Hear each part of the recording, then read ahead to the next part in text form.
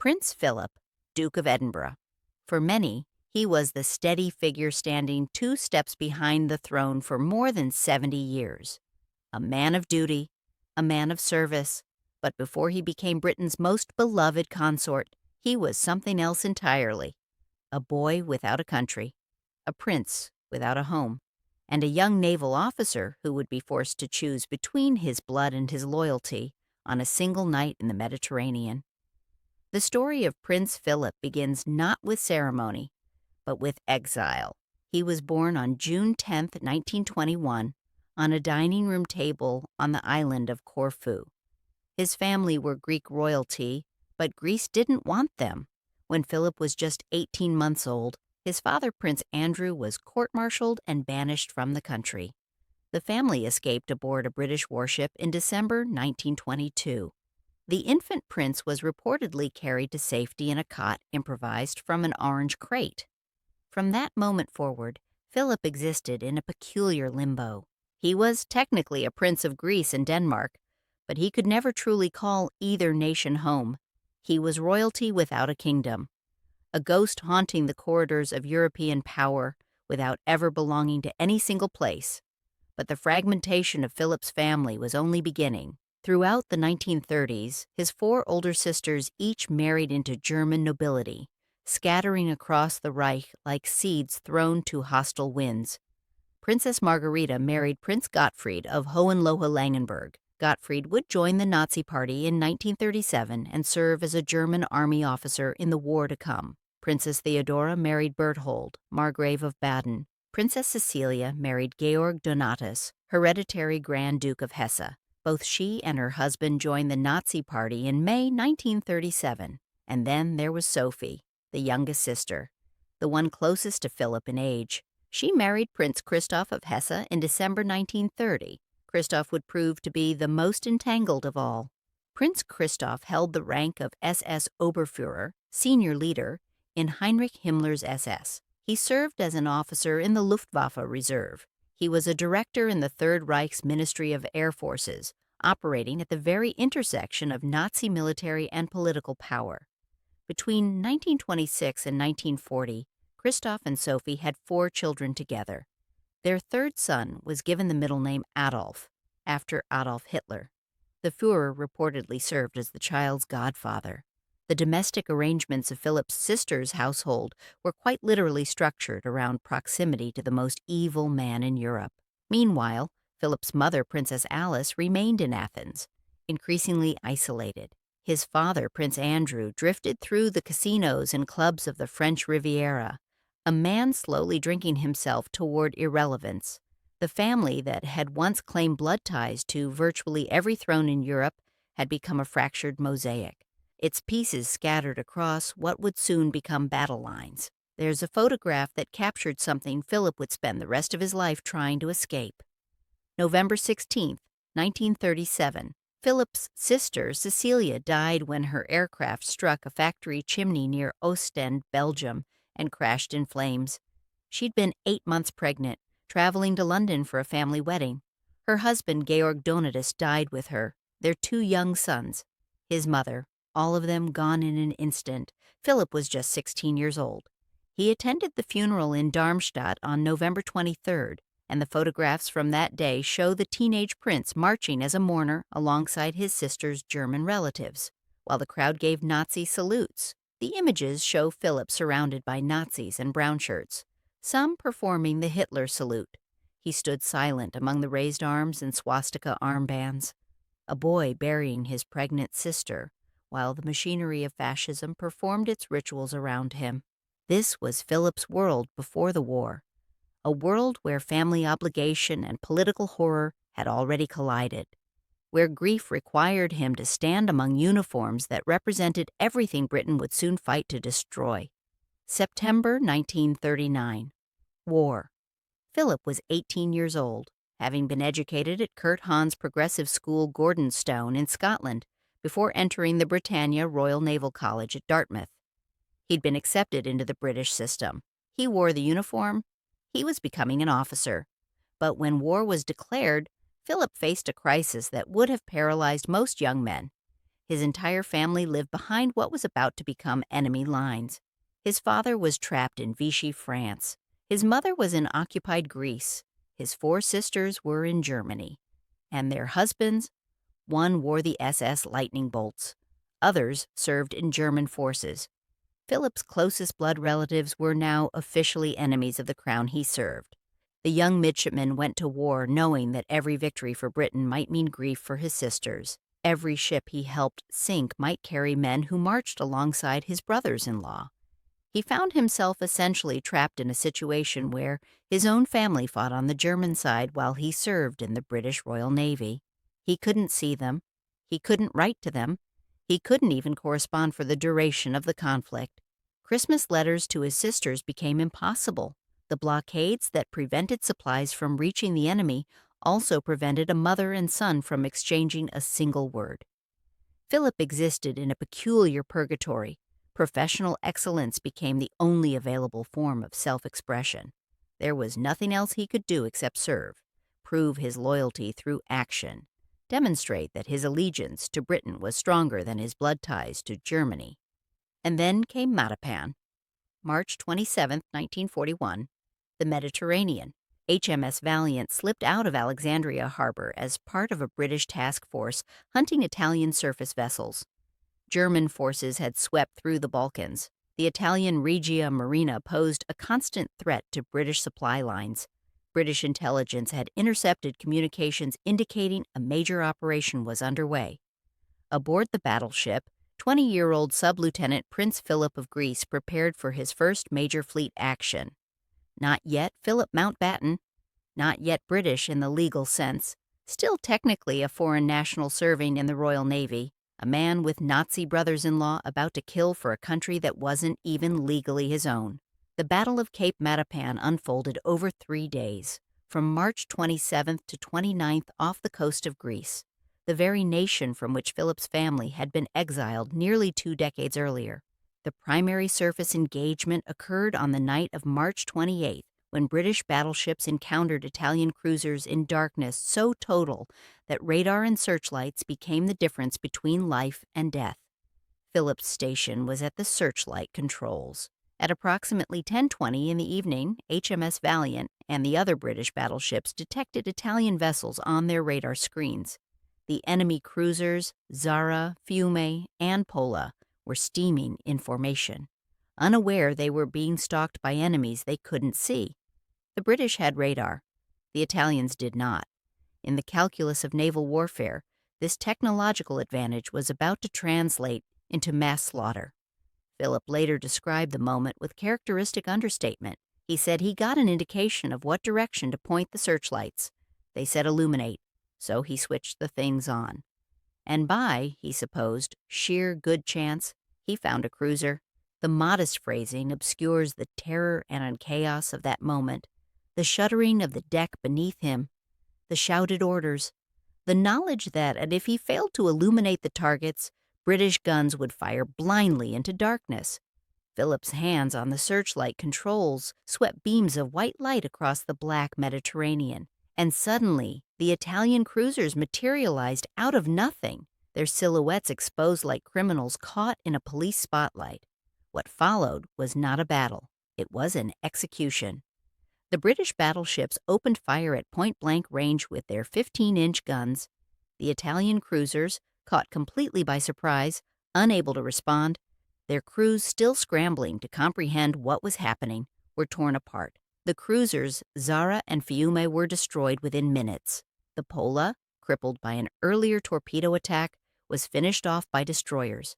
2 Italian destroyers, Vittorio Alfieri and Giosuè Carducci, were also sunk in the carnage. The sea around Cape Matapan became a churning nightmare. Burning fuel, exploding ammunition, drowning men.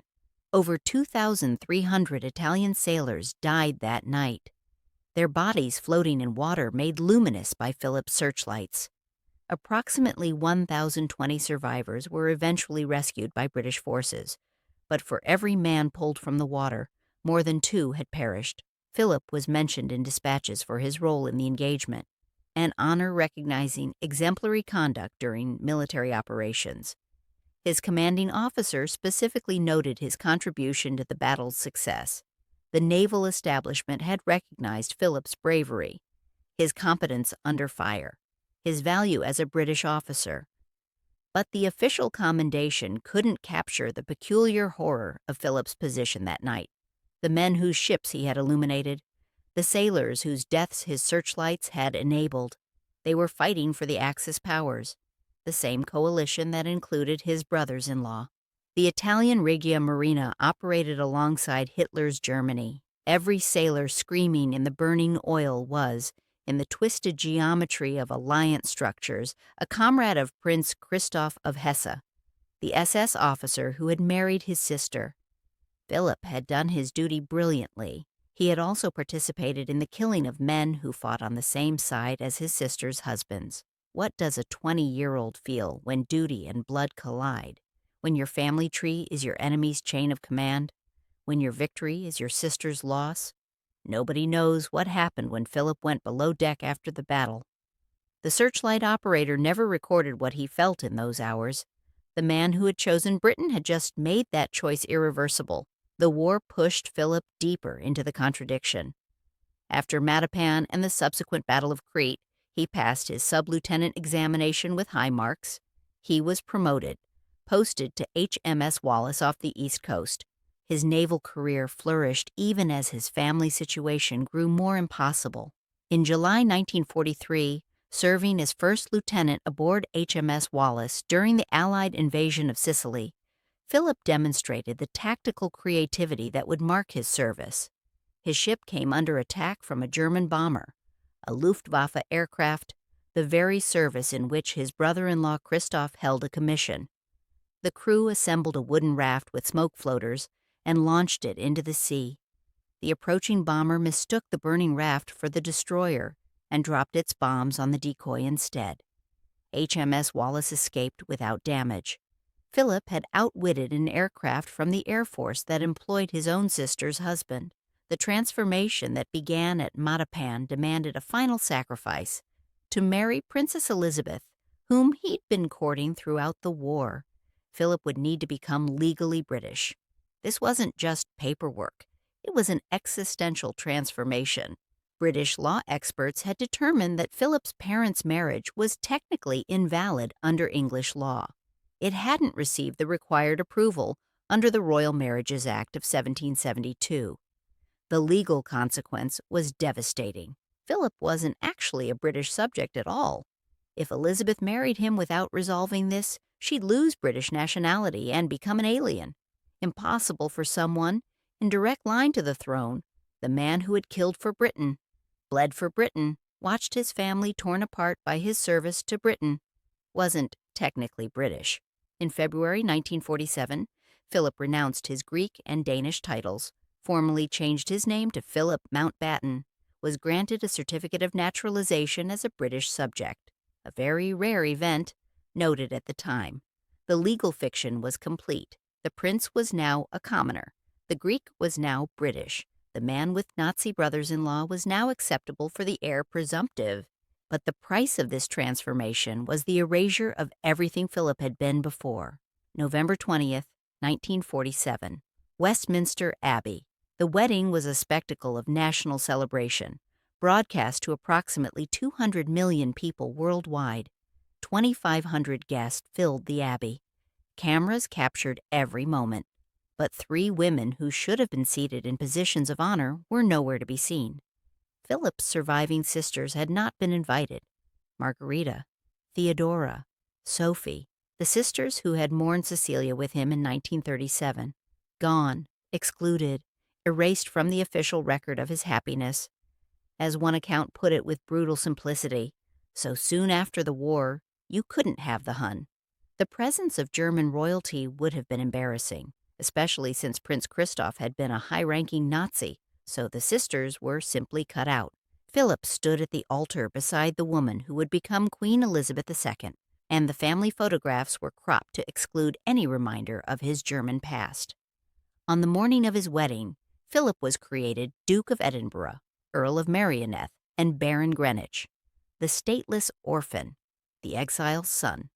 The man whose relatives had worn SS insignia was now a British peer, but the wedding photographs captured something the official narrative couldn't quite contain.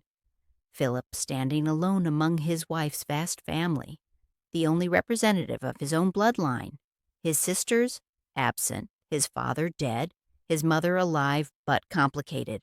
The man who controlled the searchlight at Cape Matapan had illuminated his own isolation. And now the irony. The Greek foreigner with Nazi relatives who had been considered barely acceptable in 1947 became something nobody expected. The decades that followed revealed a transformation so complete it bordered on cosmic.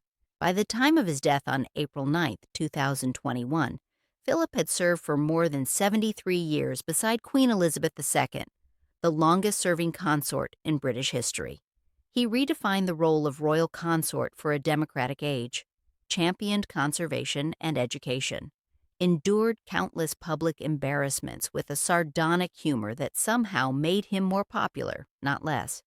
The man who had been excluded from power became indispensable to it, and his mother, Princess Alice. She provided perhaps the most redemptive chapter of the entire story, while Philip fought in the Mediterranean and Pacific, while his sister's husband served Hitler's Reich. Alice remained in occupied Athens. During the Nazi occupation of Greece, she sheltered a Jewish widow named Rachel Cohen and her children in her home, hiding them from the Gestapo. When SS officers interrogated her, she used her deafness to pretend she couldn't understand their questions. After the war, Yad Vashem recognized Princess Alice as righteous among the nations for saving Jewish lives. In 2010, the British government posthumously named her a hero of the Holocaust. The family tainted by Nazi connections had also produced one of the occupation's most courageous resistors. The reconciliation with Philip's German relatives came slowly. By 2021, when Philip died at 99, the calculus had finally shifted. His surviving German relatives were permitted to attend his funeral. The man whose sisters had been banned from his wedding was laid to rest with those same family members, or their descendants, finally present. The taboo that had shaped the first half of Philip's life was lifted at its end. The cropped photographs could finally be made whole, but the central question remains unanswerable. What did the 20-year-old feel as his searchlights illuminated Italian cruisers at Cape Matapan? What did he think as more than 2,000 men burned and drowned in waters made visible by his hands? Did he ever wonder whether any of those sailors had fought alongside his brothers-in-law? Philip never answered these questions. The naval officer's discipline that had served him so well at Matapan, the ability to act decisively under pressure, to compartmentalize emotion from duty, to illuminate targets without hesitation, became the template for the rest of his life. The searchlight operator never looked back at what he had done. He simply moved forward into a future he couldn't yet see. The man who chose Britain over blood became British in a way that transcended mere citizenship. He became irreplaceable, and the searchlight that once illuminated Italian cruisers at Cape Matapan eventually illuminated something else entirely. A path from the burning Mediterranean to the quiet chapel at Windsor, where Philip now rests beside his wife. The foreign prince, who arrived in Britain as a stateless exile, died as the nation's most beloved royal figure in modern memory. The man who controlled the searchlight finally found his own light.